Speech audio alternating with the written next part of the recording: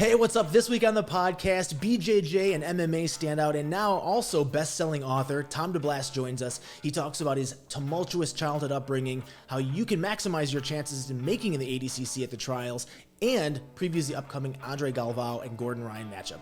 Stick around.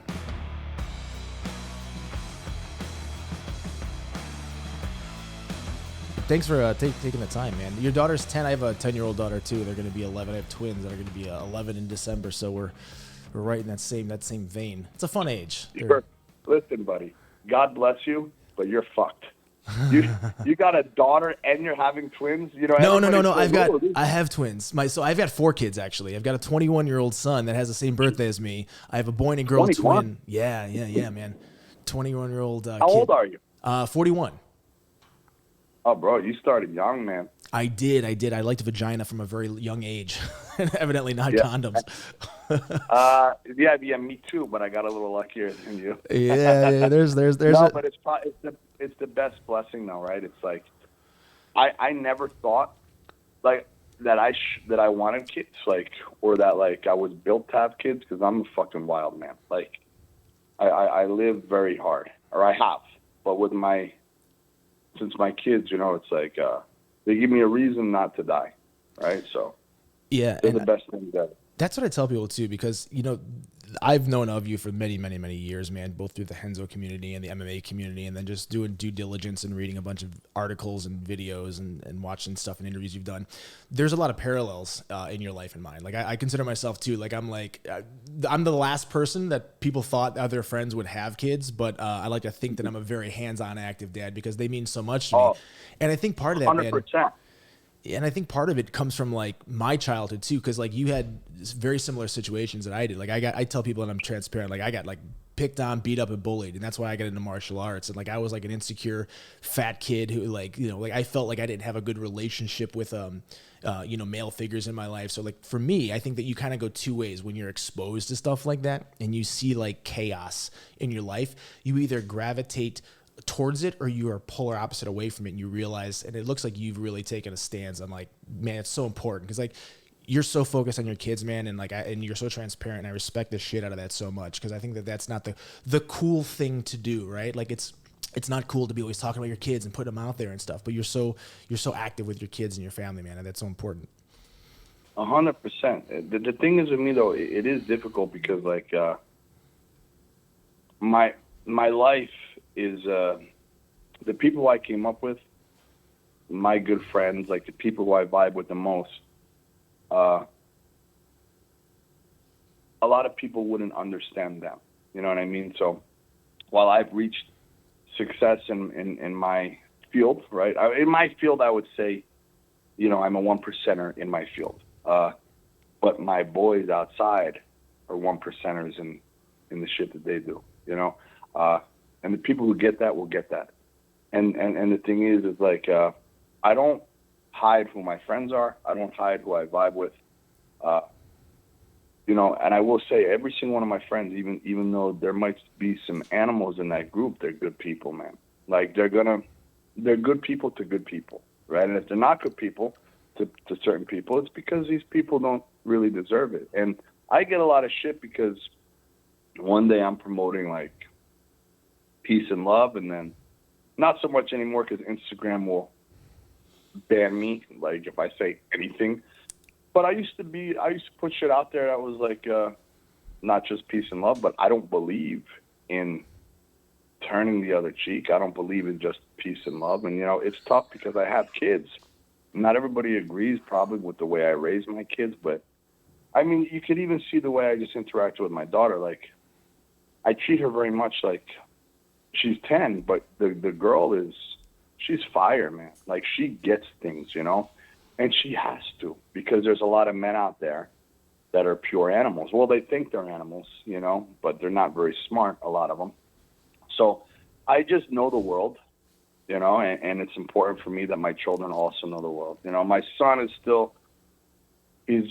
has such an innocence about him, and my kids will never see or be exposed to some of the things that I have. However, they still have to learn about it, right? So I want them to have the same wit and the same know-how without having to experience the same things I have, because I've seen some wicked shit, man. Yeah. You know, and I don't want them to ever have to deal with these things. You know, that's But one of the they things. have to understand it, right? Yeah, no, for sure, man. I mean, I think that one of the most brilliant pieces of knowledge that I've ever heard, or wisdom that was imparted, was like, you can't choose what happens to you in life to every degree, but you can choose how you react to it. And that kind of goes into your book, How You Bear It. What was the catalyst for you deciding that your life needs to be in a book form?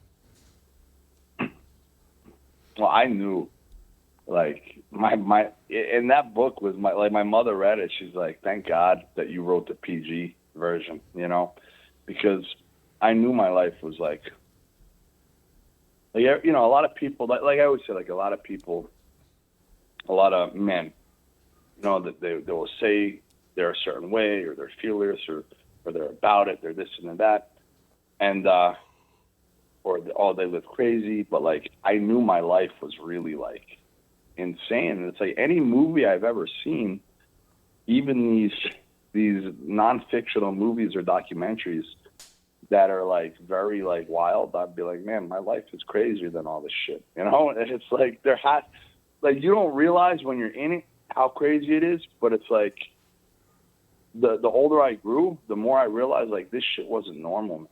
You know, like the shit that I've been through, what I've seen from my father, the life that he's lived, it's not normal. Like, we're just not a normal family. And I just realized, like, this could help people, because I've suffered tremendously. I mean, man, look, you know, it's no stranger. Like, I've done this to myself, right? And there's more. I have scars all over my body. I'm not pretty by any means, you know, and I've had a lot of pain, and I'm still okay. Like, I made it. I fucking made it. Like, and I'm happy. Like, I'm, you know, monetary wise, I'm good, but I'm also happy emotionally. And yeah, I have days where I suffer. I don't want to say suffer anymore, but tough days. But if I can make it, anyone can make it, you know. It's like, and I just wanted to share that with people, because I knew that my story, a lot of people who look at successful people, they don't realize how much they really did struggle. And we always hear about it, but I think I'm a little bit more hands-on than people. Like, I interact a little bit more. I tried to do the best that I could. So I think a lot of people they can relate to me. They're like, Tom is just a normal dude. Yeah, he's a little fucked up. He's a little crazy. Like, there's no denying that. I'm realizing that more and more. Like, my affiliation chat last night, I just went fucking ballistic. I don't normally drink Malibu. I'm a straight vodka drinker. But I started mixing by my motherfucking self Yoo-Hoo and Malibu, which I'm going to call it the Tom Pudding. All right? And it's fucking delicious right here. And I'm thinking, I'm like, you know, we got some chubby instructors in this goddamn chat that I've been trying to get them to get their shit together for mad long. And it's like, when you're an instructor, you're having people pay you to lead. That doesn't mean you need to be perfect. You will hit struggles, but it's imperative that you overcome those struggles. How can you be a martial arts instructor where people come in to live a better life and to lose weight, and you can't even beat a donut that's in front of you? You can't even have the discipline to beat a donut. So I said, you know what? And I will treat my students different than I will treat other owners in my association, because they are the owners of the school. They're supposed to be the leader. And nowadays, everything is so soft, right? Like, we have to be so fucking careful with how we speak. But I don't think we should be careful with our peers. And if they want to be an owner, I'm not pulling punches anymore. But what I did say I was going to, like, I started going to tell, like, how the fuck are you going to be 50 pounds overweight and you're taking people's money, teaching them how to lose weight? And the only reason you're overweight is because you're so comfortable being overweight. I said, so you know what I'm going to do, you fucks? I'm going to starve myself this week. So this week, if I don't, I was 235 this morning, and I'm not like a pig 235. Like, I'm 235. I'm thick, but, like, you know, I could do 10 rounds in a row. Like, I'm in shape. Not all these guys are. I'm going to get to 225 by next Thursday. If I don't, I'm going to give up my association. I'm not going to have my association anymore. 35 schools, they're done. I don't know who they're going to go to, but they're not going to be under me. It's only 10 pounds. It's nothing. But apparently, to some people, 10 pounds in a week is fucking hard. Why? I don't know. You just have to make a choice. You have to make a goddamn choice. So when it comes to things like this, I realize my intensity level is very high. But I also realize if my intensity level wasn't high, I wouldn't be in the position I am today. And I could be too much for some people. There's a lot of people online, they fucking hate me. But where are these motherfuckers face to face? Why have they not sat before me and told me what a piece of shit I am? Why have they not come in my space, walked through my doors and said, hey, Tom, I don't like you. I think you're a scumbag, or I think you're bullshit. You know what I mean? Like, where are you at? I am who I am, and I'm not going to apologize for it. And I make mistakes daily, but like at the same time, the rough edges about me are the reasons why I'm also successful. You touched on when I think that. Say that again. I was just going to say, you touched on something earlier. You said your mom said that she's glad that you did the PG version of the book, but that to me is striking because you talk about things like living with a father who had addictions and going through mental struggles and even suicidal thoughts. What were some of the things that you left out of that book that you thought would be too much, or is that like, why was that how did that come out as the PG version? That seems like a pretty intense version, That's what bro. people said, oh, it's PG. What the fuck was the real version? My dad had a vicious mouth when he would drink, He could be a vicious dude. Like, he was when he was drunk and stuff, he was not a nice person. But when he was sober, he was like the best guy in the world. There's just a lot of moments that I've been in with him, or that I've seen happen with my mother and him, that I've had with him, that I've had with other kids, that were very intense. Words that were said, the things that were said to me, So there's just a lot of things that, like, I didn't want to put in because they would have judged him more harshly, And unless you really knew him personally, it would be hard not to judge him very harshly. For sure, when I look at some of the things that I've been through, I don't know how they allowed me to see it. But at the same time, life happens, man, and I forgive, and it just is what it is. How do you think the experiences that you had in childhood with is it safe to say if your dad was aggressive, he was verbally abusive, and getting bullied and picked on, how do you think those factors helped mold the Tom DeBlass that we see today? I'm an aggressive human, much more than people know. You know what I mean? Like, and that made me that way. Like, I didn't used to be. I was just a very, like, innocent, kind person. But then when people are just fucking with you nonstop, one day you make a choice to not accept any bullshit anymore, And I was like 13 when I made that choice. Was there a specific event that happened? Was something catalyst? No, that's what's weird. Like, at like 9 or 10, I hit my bully with a rock in the ear, and I exploded his ear. But I still was a little soft after that.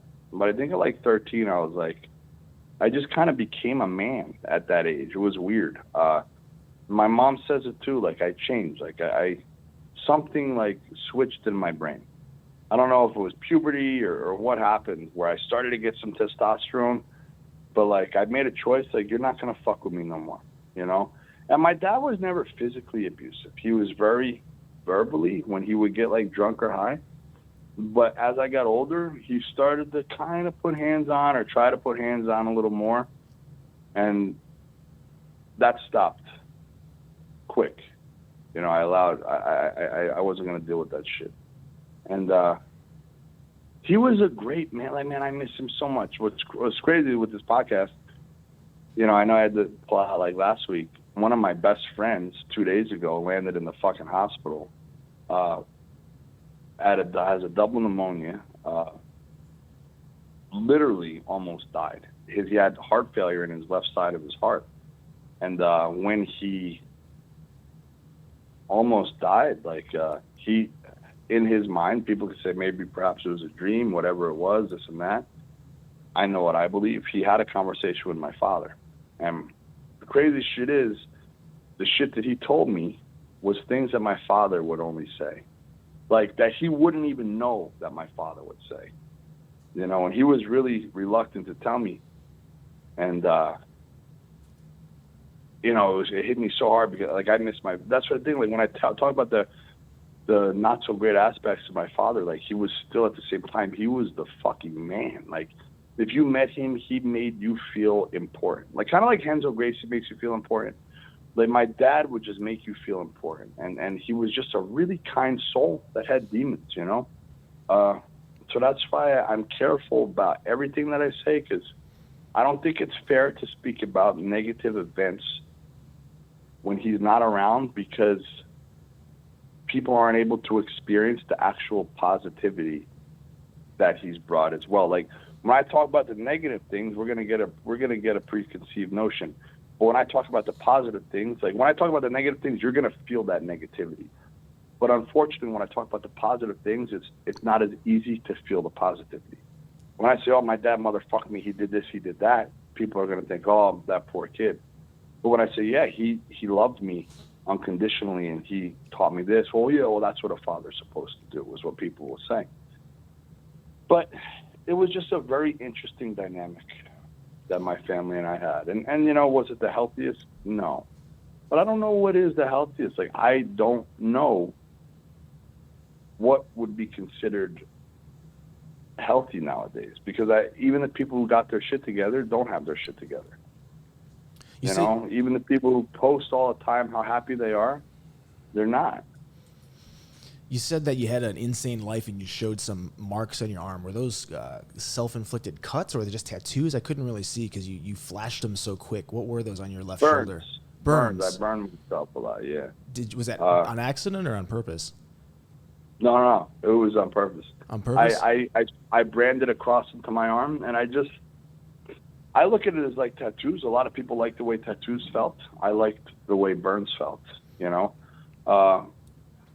It was just something like that. I branded a cross, and after I branded the cross, which I did it for like aesthetic reasons, like I just I thought a branding looked cool.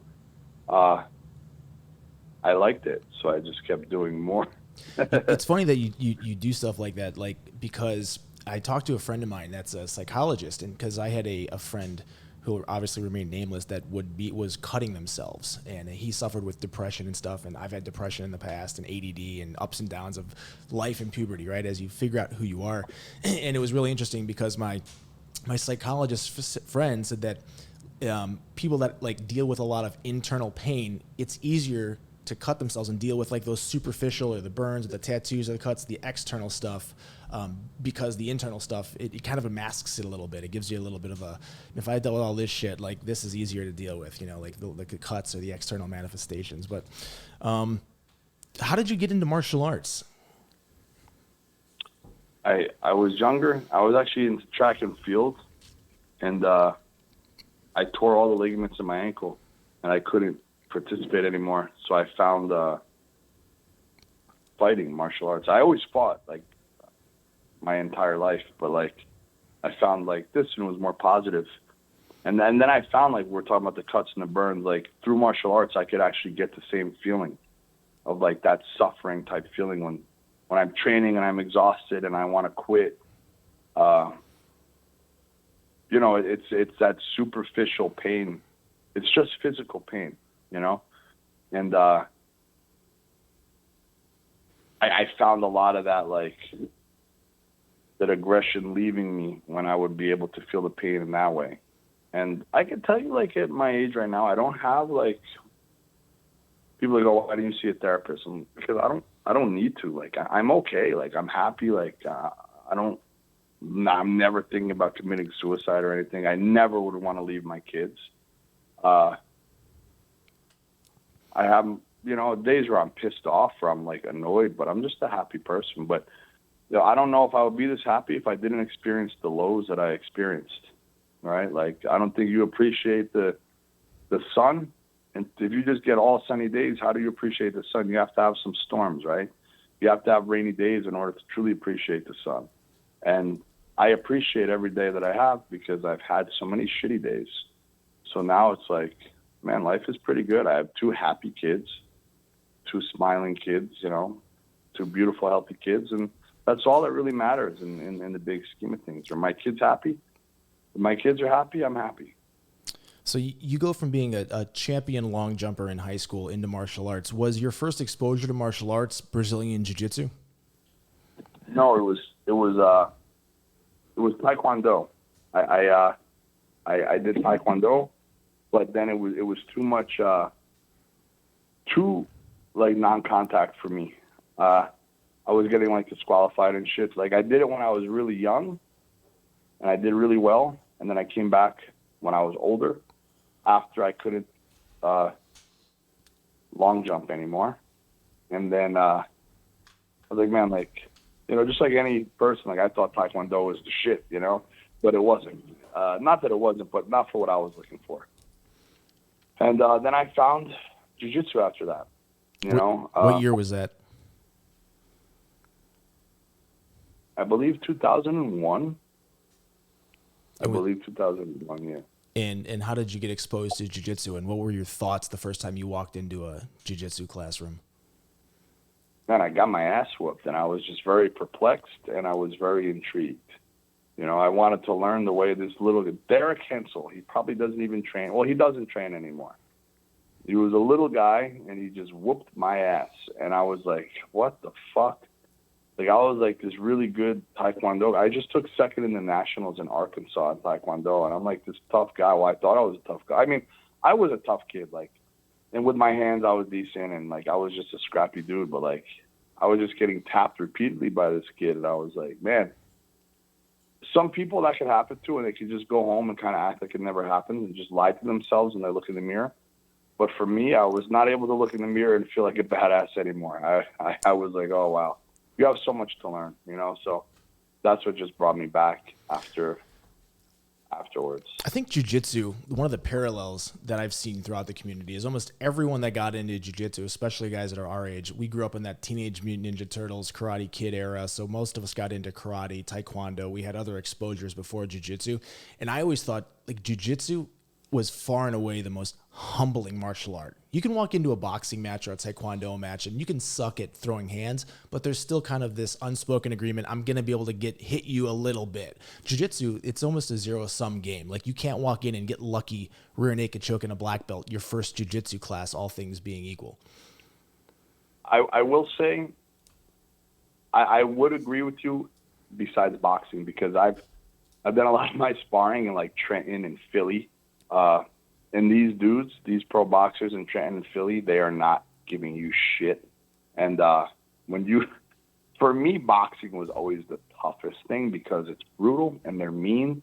And in jiu-jitsu, when you go with the black belt as a white belt, there's still that delusion, right? Like, sometimes I can tell when I go with my students, like, they think they're doing well when I'm just allowing them to do well. You know what I mean? But in boxing, it's like, you know you're not doing well. Like, you know the person's just playing with you, and when they need to show you who they are, like in jiu-jitsu, we could show each other who we are and whoop the person's ass, and then the person gets up and they walk away and it's fine.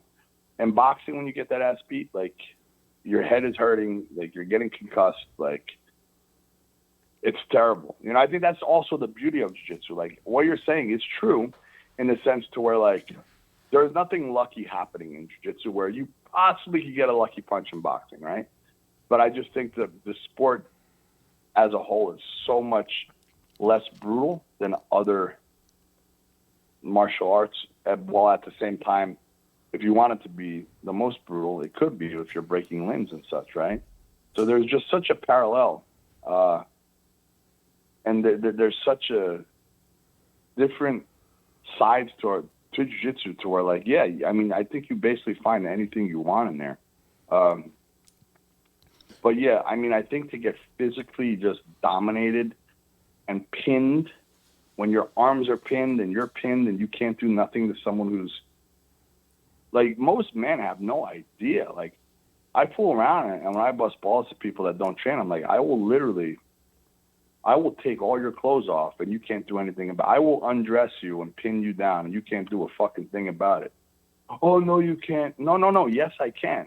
You know what I mean? I can. Like, I will pin your arms down and you could do nothing. Like, but just sit there and get undressed. And the more you fight, the easier it's going to be for me because you're just going to get tired. Have you ever actually done that, though? Anybody like, try to get my shirt off me? I think I've taken a dude's pants off fooling around. One of my buddies. We're just going to edit that out of context. It's just going to be a clip of you saying, I think I took a dude's pants off once, one of my buddies. Yeah. That's going to be the whole episode. Not bare ass, though. But, I think I did, like, it was a struggle. He was fighting very hard, but I did get him in his underwear. Just be, hey, motherfucker, like, this is what it is. Was the first time you did jiu-jitsu, did you go right to the Renzo Gracie Academy, or did you find your way to the Renzo Academy? I found it. I started this place called Tongue Dragon. They're like a local school. They're still around. They're like 7 miles from me or something like that. Good people, but it just didn't have the level that I needed at that time. So then I found that Kurt Pellegrino, who was part of Ricardo Almeida. Batman. And then, Kurt started bringing me to Ricardo's, and I got close with Ricardo, and Kurt ended up leaving. He had a falling out with Ricardo, and I chose to stay with Ricardo. So then Renzo started training at Ricardo's, like, for his fights against BJ Penn. When he fought BJ, like, Ricardo was Renzo's home base. So that's how I met Renzo. And when you're a part of Ricardo, it was like you're part of Team Renzo, you know, like that's the way it was back then. So that's how I took great pride in representing both of those men, you know, and that's how I got to be a part of that team. You competed in and have won titles at both Pan Ams, the Worlds. Did you always train gi, or were you training gi and no gi pretty early on?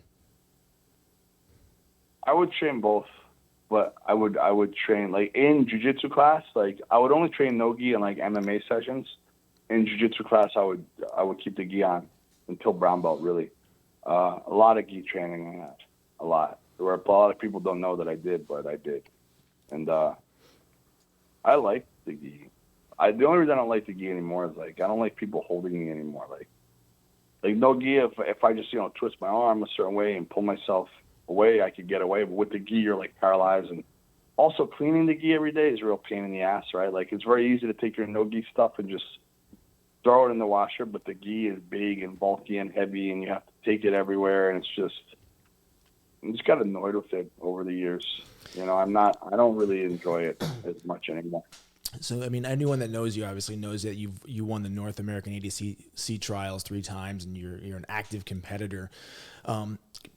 Do you see a lot of people coming into your schools now that are more focused on no-gi versus gi 10 years ago, based on the fact that guys like Garry Tonnon, and there's just so much more prevalence in the no-gi, and there's finally some money there too, with like EBI and all these other events? I haven't had anyone come through my doors recently that want to compete in the gi. When I say recently, I mean go back like 2 years. Like, I don't know, and none of my competitors want to compete in the gi at all. We have gi classes every day, but all my competitors are no gi for sure. Do you think that as we see jiu-jitsu progress more, we're going to get further and further away from gi, or you think it'll kind of live as their own 2 separate standalones? Because, you know, for a long time, you know, like I trained at Eddie Bravo's, and that was the first time that there was like dedicated no-gi classes. Before, it was 4 days a week gi. A lot of places did no-gi once a week. And now you see guys that, you know, they're opening their own schools doing no-gi. I think gi, like, for a successful martial arts school, could always be implemented because a lot of middle-aged people like the gi.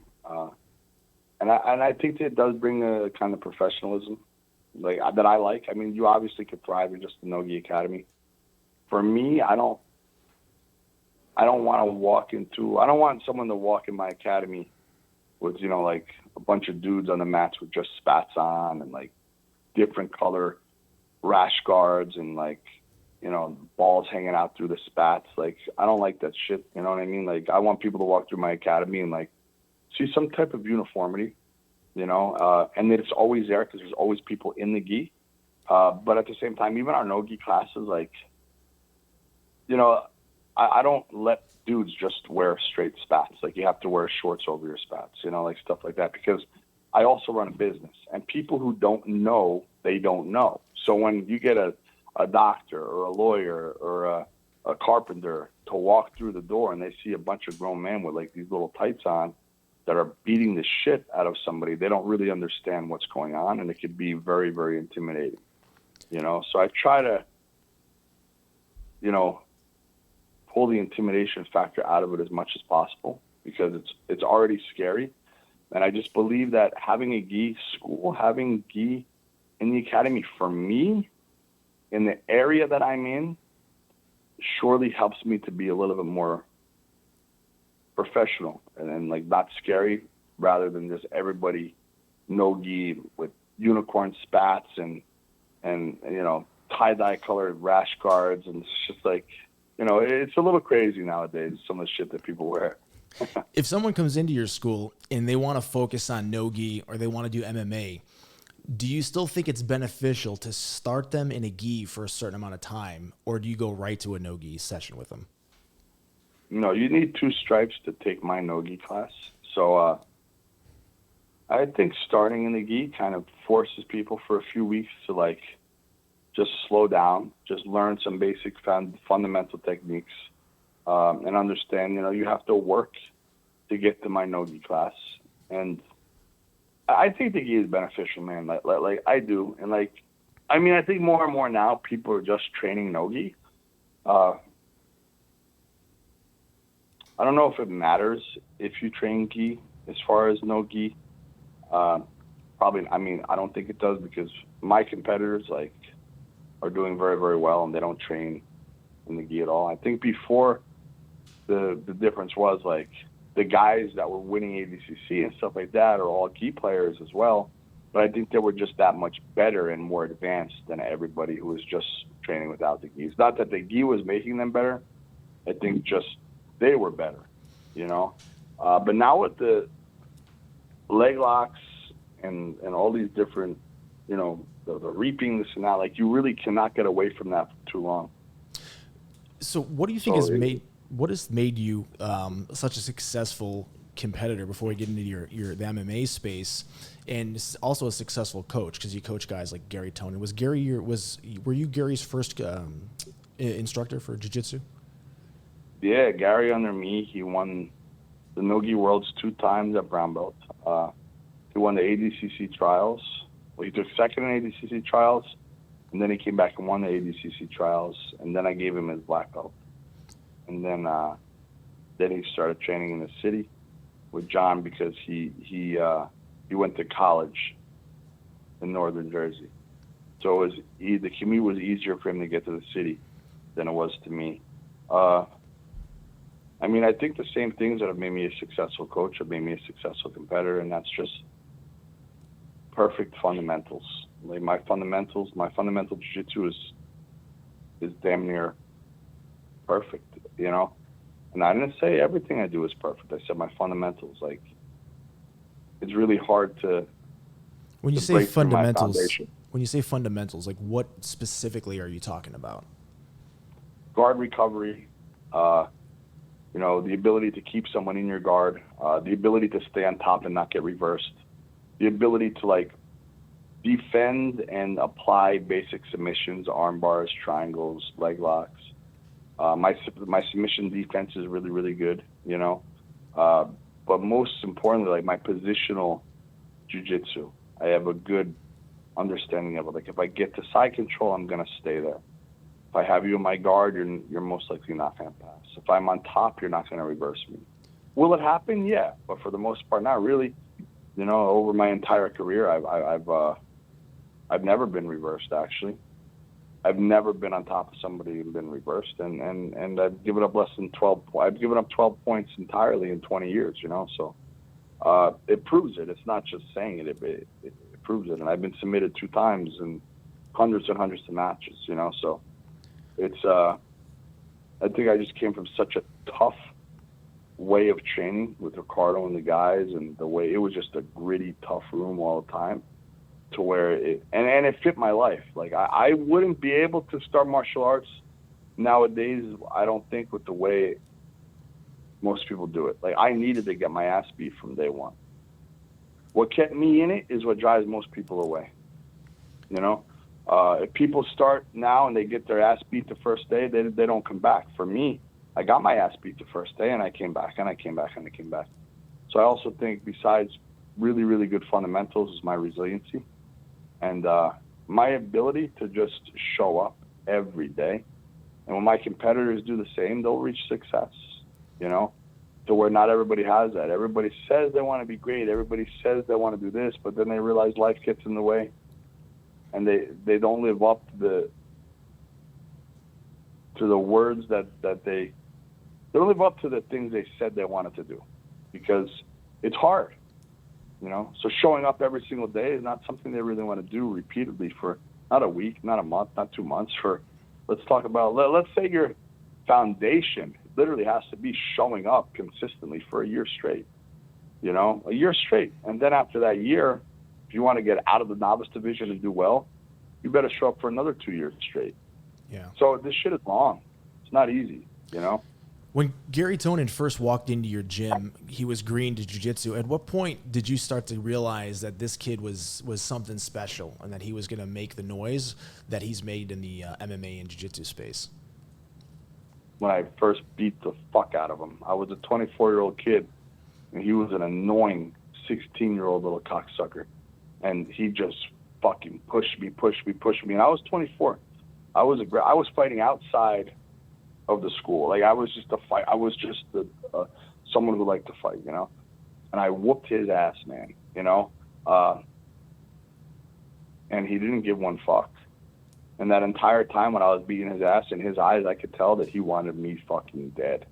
He wanted to beat me so bad, and I didn't break him mentally at all. Like, I was better than him, of course. I was bigger than him. I was stronger than him. I knew more than he did.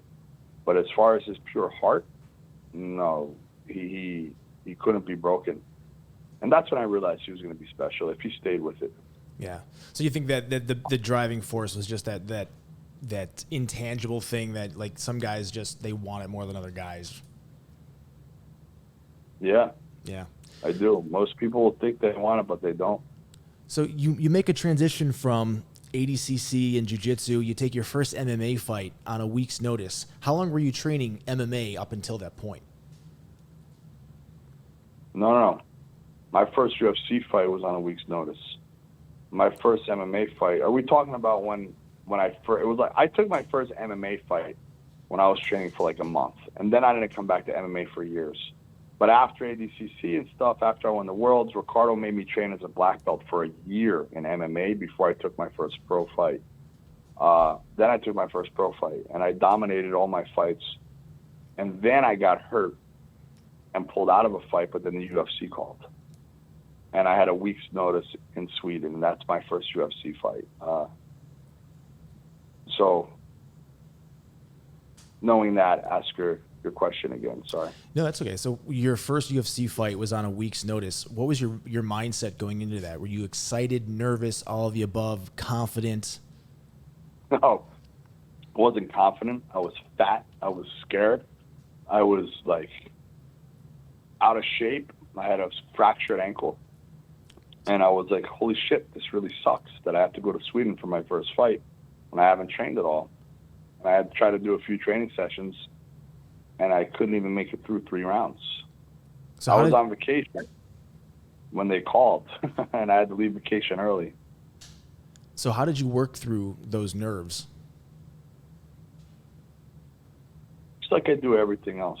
I just look at it face to face. You know, I run headfirst into it. Like, if I'm afraid of heights, I'm going to climb the tallest building, and I'm going to look down. I like to face my fears. I don't like to ignore them. You know, if you ignore your fears, they always just stay there. They linger and they haunt you. When you face your fears, you realize, wait a second, what I'm scared of isn't that scary at all. It's going to come and it's going to go, and it is what it is. So what was I scared of? Was I scared of another human? Was I really scared of another man? Was I scared of getting hurt? Or was I scared of looking bad? Was I scared of falling short in front of thousands and thousands of people? That's what I was scared of. There's no man that could put fear in my heart. Let me fight somebody behind closed doors. I'm not going to be nervous. Who cares? So most of it's But just the moment, performance anxiety more than actual. yeah. That makes That's sense. that makes me nervous. It still makes me nervous to this day. That never goes away. So you had a couple fights in the UFC. You retired. You came to Bellator. Did you want to make MMA a career at one point, or were you like a lot of jiu-jitsu guys that just kind of said, well, I make an extra few bucks and I'll do some MMA? Or was that like a driving factor? Like, this is what I want to do with my life? No, I never wanted to do it in my life. It's just something I thought I should do. I never wanted to make MMA a career. Nor do I understand how some people do make it a career. Like, unless you're like, like a Connor or somebody like that, like, it's very hard to live off your MMA career entirely, indefinitely, And for me, it's like, no, this is not what I want to do, to have to rely on money. I don't want to be taking fights to rely on money, but it's what I should do, My lineage, the way I felt as a human, the way my family was, like, I like to fight, but it was never a way to live. So you've retired twice, and you recently, I think it was in May, you came out of retirement and you signed with One Championship. How did that come about, and what was the purpose of that? Well, actually, I just during the pandemic, and I didn't know where my jiu-jitsu academy was going to be. Like, I didn't know if COVID was going to make everybody just, there was talks of jiu-jitsu just going away. Yeah. Just dying down and never coming back. And I'm like, fuck, man, I got to change my entire life, and I have kids to feed. So, one offered me a really, really good deal, and I took it because I was going to be able to make a lot of money. But then I got hurt, like, right away. I tore my bicep. You could see it. Like, it's, where are you at? Like, it's torn. It got popped. And that was a real terrible injury. And then I came back after that, and then I popped my knee, and I'm like, man, like, I just, my body doesn't have I could go, like, I could train hard, I'm strong, but, like, I seemed like as soon as I started my fight camp, like, my body just wasn't responding the way it used to, and I really took it for money. That's one thing I did have to, like, I was like, all right, MMA might have to be my career, and I didn't like the way it felt because I didn't know if jiu-jitsu was going to be around. So that's what happened. And then when I kept getting hurt, and it was like, then I realized, like, wait a second, my academy is still thriving. Do I really need to fight? Or could I even fight? Like, could my body withstand a camp? And that's why I initially signed with them, because I didn't know where COVID was going to bring me. So you're 39 years old, right? Yeah. So how many more years do you think you have as an active competitor in the MMA space, if at any? None. I think I could, but I don't have the drive now to do it. I just don't want to, and I don't know. Like, I feel good. Like, I honestly don't know, because I haven't trained, I haven't sparred. When I train jiu-jitsu, I still feel really, really good. I feel just as fast, just as explosive, but I do feel sore for a few days afterwards. So I don't know. I'm sure I could do decent. I never let myself get, like, too out of shape or anything like that. But you don't have anything. You never know how you're. Nothing on the books right now for an upcoming fight? No, man. No. I know you say my body was just not healthy. Like, as far as, like I said, I tore my bicep, then I popped my knee. I tore my hamstring. It's like every time I tore my hamstring really bad. My leg was all bruised. It's just like, I don't know if I could. So if I was able to train without getting injured, I think I would do just fine. But I don't know if I could do a training session without, like, a camp without getting injured anymore. My body's been through a lot, man. I've been at this for a long time. Yeah. And it catches up to you, Yeah, it beats the shit out of your body, man. It's crazy. You stay super busy, and it's funny because we were talking on Instagram a few months back, and you had mentioned you're doing the ADCC trials on the East Coast, and my first thought was, damn, that's crazy. Tom's still competing in the ADCC trials. I didn't even realize until like you were posting photos that you're running the ADCC trials. So, obviously running that, you see all these competitors, and you've been involved in ADCC and no-gi for so long. What do you think the biggest piece of advice that you could give someone who's coming up that wants to compete specifically in the trials, getting ready for the trials, to really maximize their ability to go forward would be? For ADCC rules, again, get your fundamental jiu-jitsu, your guard recovery, your top game very sharp. Focus on your wrestling. Your back takes have to be on point. And you have to know the rules in ADCC. They're very tricky. They're not like other rules, so you have to know the rule set, and you have to fight strategically. And you have to keep your mind about you in camp and the entire day where you're competing, because it's usually a long day to win the trials. You start in the morning and you end at night. And this one was 2 days instead of just 1 day because we had so many competitors.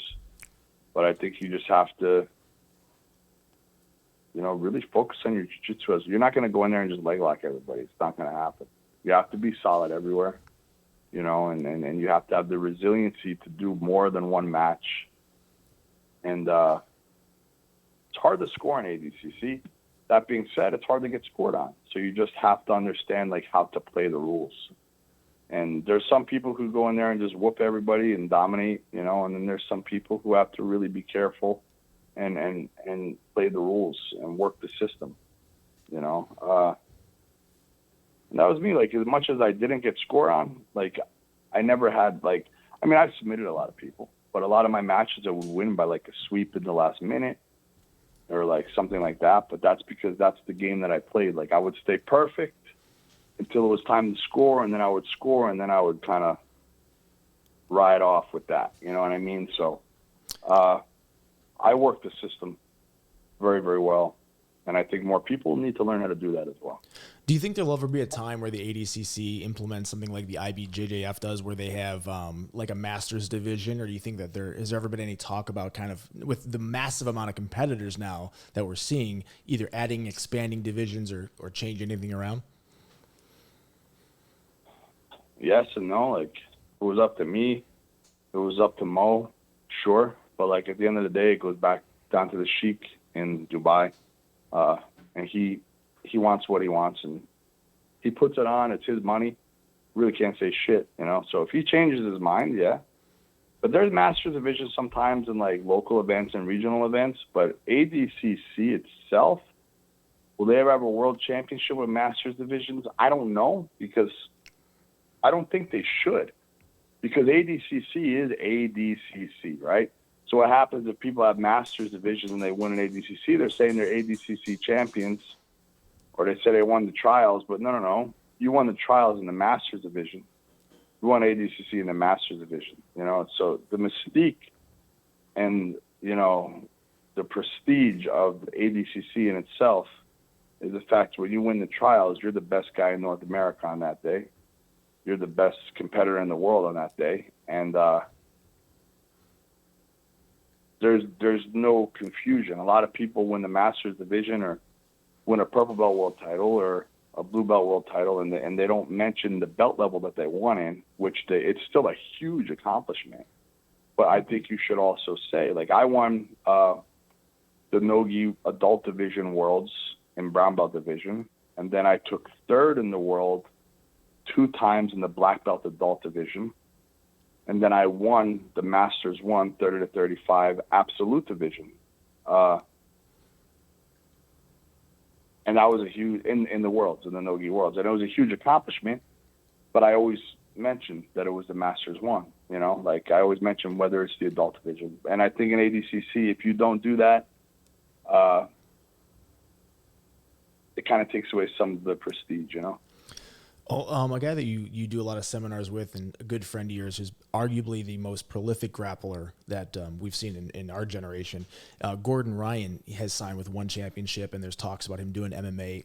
Do you think that we're going to see Gordon inside of an MMA fight in the next year or so? No, I don't think you ever will, ever. Gordon signed with them to grapple. And Gordon doesn't need to fight MMA.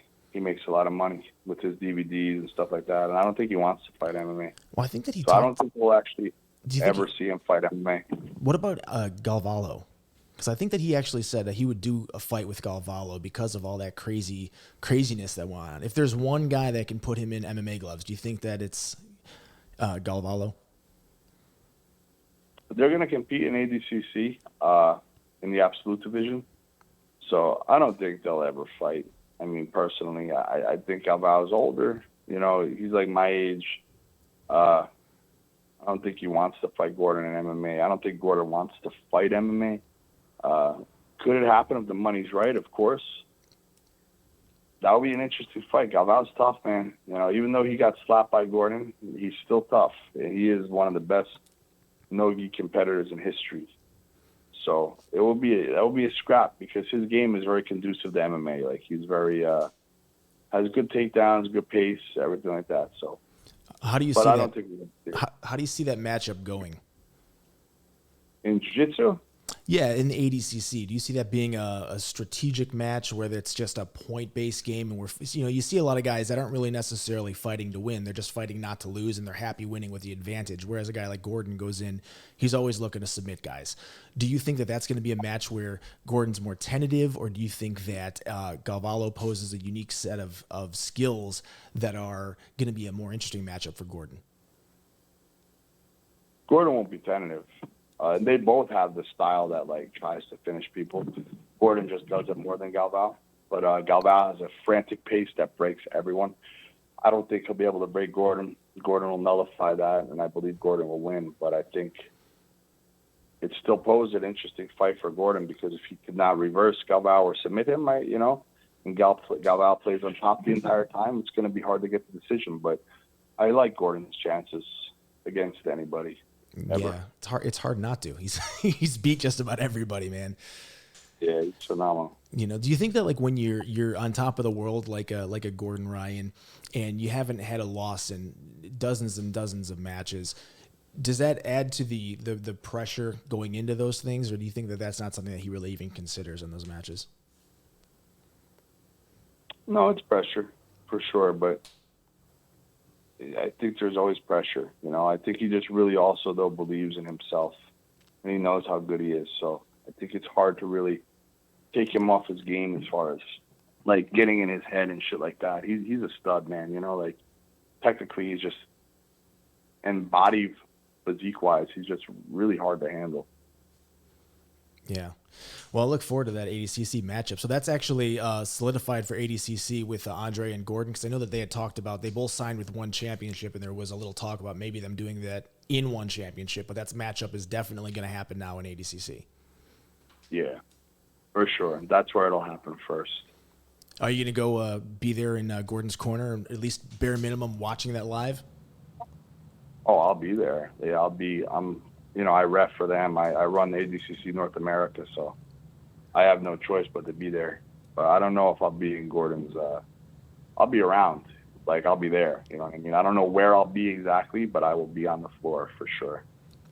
Nice, man. Well, if we find you competing anytime soon, will that be something that you're thinking about getting back in the grappling circuit at all? Because I know it's hard to quit when you're, when you have that competitive fire like you have. It's when do we decide, all right, no more for me? For me, it's not hard because, I have competitors now. Like my student Jaden just won the Worlds at Purple Belt.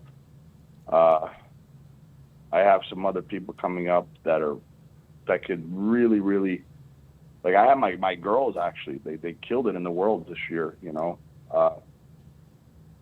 Sophia took second in her division, took third in the absolute division. Jaden won her division. I have a student, Cameron, coming up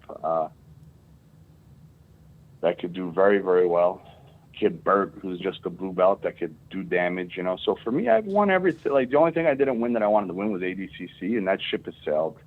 I'm not going to win ADCC now. I don't have the dedication to do so. And if I were to compete, it's going to take time away from my students, and I don't want to take time. Like, I'm very passionate now about having my students do well. All my time and energy is going into them. So I don't really have the fire to care. Like, I'm doing very well in life. You know what I mean? Like, my academy is big. I just put out my book. Like, I don't need to prove anything, you know?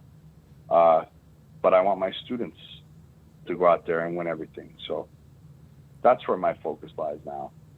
Yeah, that makes sense, man. Kind of comes full circle.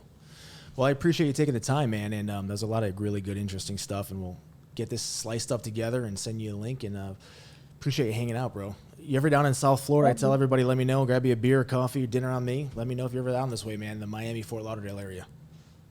That's a beautiful place to be. I like Fort Lauderdale more than I do Miami, I think. Yeah, no, I don't disagree with that at all. I'm actually in a suburb of both. I'm like right in the middle, but I teach on Tuesdays at the Henzos in Fort Lauderdale, so I'm always back and forth up there.